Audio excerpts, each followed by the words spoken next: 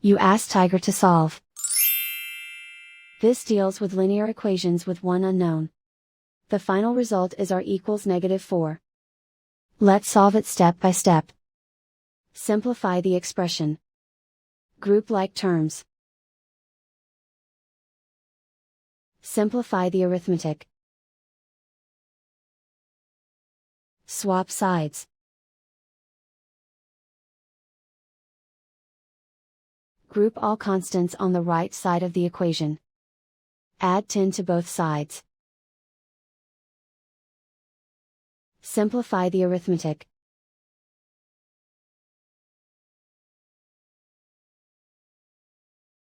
Isolate the r.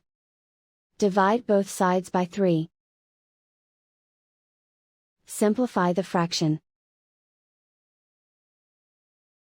Find the greatest common factor of the numerator and denominator.